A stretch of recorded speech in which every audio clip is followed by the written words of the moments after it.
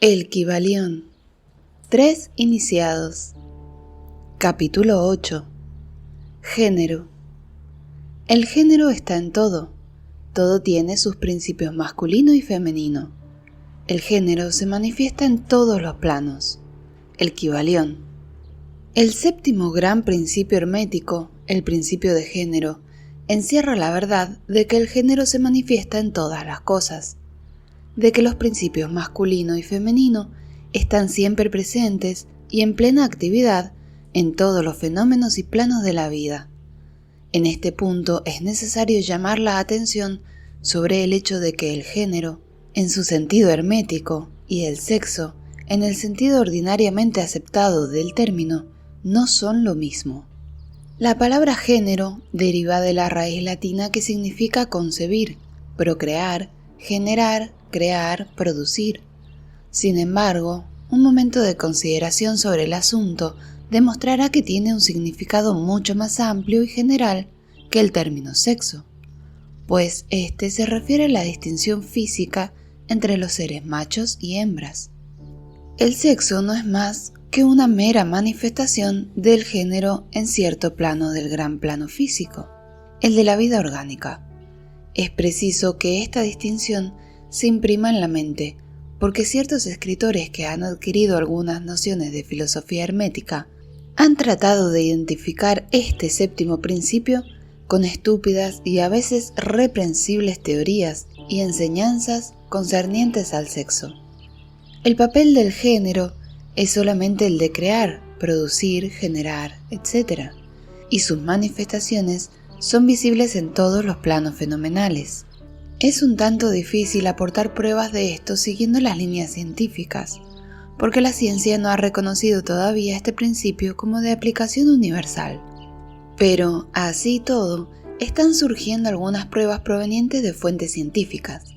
Para empezar, encontramos una manifestación distinta del principio de género entre las partículas, iones o electrones, que constituyen las bases de la materia, como la ciencia reconoce actualmente, y que al construir determinadas combinaciones forman el átomo que anteriormente se consideraba el punto final e indivisible. Según la ciencia, el átomo está compuesto por una multitud de partículas, electrones o iones que giran unos en torno de otros y vibran con un elevado grado de intensidad. Pero se postula además que la formación del átomo se debe realmente a que las partículas negativas se ponen a girar alrededor de una positiva. Las partículas positivas parecen ejercer cierta influencia sobre las negativas, impulsándolas a construir ciertas combinaciones que dan como resultado la creación o generación de un átomo. Y esto está perfectamente de acuerdo con la más antigua enseñanza hermética, que han identificado siempre el principio masculino del género con lo positivo y el femenino con lo negativo, como en la electricidad, por ejemplo. Se puede agregar ahora que en la mente pública se ha formulado una impresión completamente errónea sobre las cualidades del llamado polo negativo de la materia electrizada o magnetizada. Los términos positivo y negativo han sido pésimamente aplicados a este fenómeno. La palabra positivo significa algo real y fuerte en comparación con la irrealidad o debilidad del negativo. Pero nada está más lejos de los hechos reales de los fenómenos eléctricos. El polo negativo de la batería es realmente el polo en el cual y por el cual se manifiesta la generación y la producción de formas y energías nuevas. Nada hay de negativo, entre comillas, en él. Los hombres de ciencia emplean la palabra cátodo, que se deriva de una raíz griega que significa desciende, el recorrido o camino de la generación, etc., en lugar de negativo. Del cátodo emerge el torbellino de electrones o partículas del mismo polo surgen de esos maravillosos rayos que revolucionan las concepciones científicas. El polo catódico es la madre de todos los extraños fenómenos que convirtieron en inútiles a los antiguos libros de texto y que hicieron que teorías mucho tiempo aceptadas fuesen relegadas al cubo de la basura de las especulaciones científicas.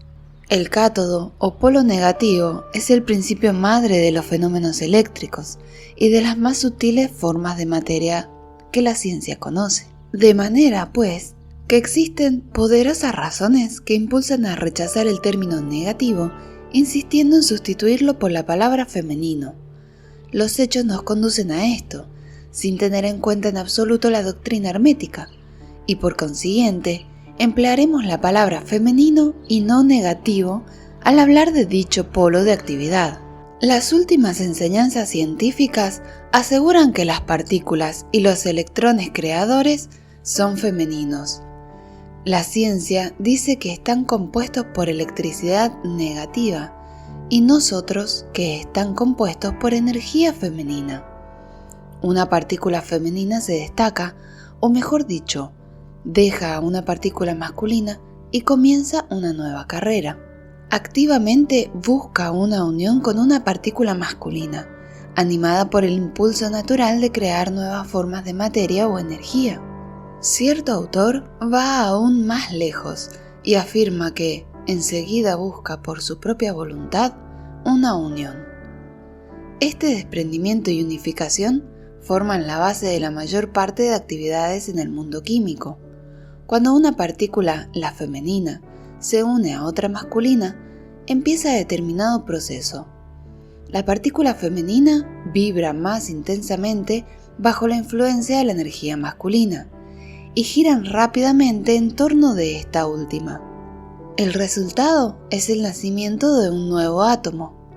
Este nuevo átomo está compuesto realmente por una unión de partículas masculinas y femeninas. Pero cuando la unión se efectúa, el átomo es un ente separado, que posee ciertas propiedades, pero que ya no manifiesta más la propiedad de electricidad en libertad. El proceso del desprendimiento o separación de las partículas femeninas se llama ionización. Estas partículas son las obreras más activas en el campo de la naturaleza. De sus uniones o combinaciones surgen las diversas manifestaciones de la luz, del calor, de la electricidad, del magnetismo, de la atracción, de la repulsión, de las afinidades químicas y sus contrarios, así como otros fenómenos de índole similar. El papel del principio masculino parece ser el de dirigir a cierta energía inherente hacia el principio femenino, poniendo así en actividad el proceso creador. Sin embargo, el principio femenino es el único que ejecuta siempre el trabajo activo creador en todos los planos. No obstante, cada principio es incapaz de crear una energía operadora sin la ayuda del otro. En algunas de las formas de vida, los dos principios se combinan en un solo organismo. Por esta razón, todo el mundo orgánico manifiesta ambos géneros. Siempre está el principio masculino presente en la forma femenina. Las enseñanzas herméticas comprenden en gran parte la operación de los dos principios de género en la producción y manifestación de las diversas formas de energía, etc. Pero no es necesario entrar en detalles sobre ellas en este punto, pues no es posible acreditarlas momentáneamente con pruebas científicas, debido a que la ciencia no ha progresado todavía lo suficiente.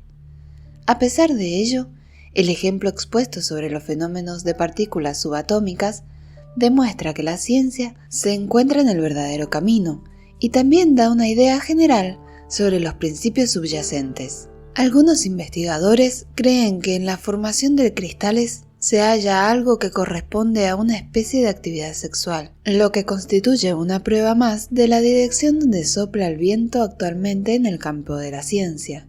Y cada año que pasa aportará nuevos hechos que corroborarán la exactitud del principio hermético de género. Se encontrará que el género está en funcionamiento constante, manifestándose en todo el campo de la materia orgánica, así como en el campo de la energía. La electricidad se considera actualmente como algo, entre comillas, en lo que todas las demás formas de energía se mezclan o disuelven. La teoría eléctrica del universo adquirió gran popularidad y aceptación, y de esto se deduce que si hemos podido descubrir en el fenómeno de la electricidad, en la misma raíz o fuente de sus manifestaciones, una evidencia clara e inequívoca de la presencia del género y sus actividades, se puede afirmar sin miedo que la ciencia llegará finalmente a ofrecer pruebas de la existencia, en todos los fenómenos del universo, de ese gran principio hermético, el principio de género. No es necesario perder el tiempo hablando del conocido fenómeno de la atracción y repulsión de los átomos de la afinidad química, de los amores y odios de las moléculas, de la atracción o cohesión entre las partículas de la materia. Esos hechos son harto conocidos como para exigir mayores comentarios. Pero ¿se ha pensado alguna vez en que todo esto no son más que manifestaciones del principio de género? ¿No se ve claramente que el fenómeno es general, ya se trate de partículas, moléculas o electrones? Y todavía más, ¿no es enteramente razonable y lógica la enseñanza hermética que afirma que la misma ley de la gravitación, la extraña atracción por la cual todas las partículas y cuerpos en el universo tienden unos hacia otros, no es sino una manera de manifestarse del principio de género que opera en el sentido de atraer las energías masculinas hacia las femeninas y viceversa? No es posible ofrecer pruebas científicas por el momento, pero si se examinan los fenómenos a la luz de las doctrinas herméticas sobre el asunto, se verá que no existe hipótesis alguna mejor que la actual que explique los problemas. Si se examinan todos los fenómenos físicos a la prueba, se verá que el principio de género se hace evidente. Pasemos ahora a considerar el funcionamiento de este principio en el plano mental. Muchos hechos interesantes están esperando nuestro examen. Final del capítulo. Si llegaste hasta acá, muchas gracias por escuchar. Si te gustó, ayúdame con un like, así puedo seguir compartiendo con vos mis libros. En el próximo capítulo veremos el género mental. No te lo pierdas.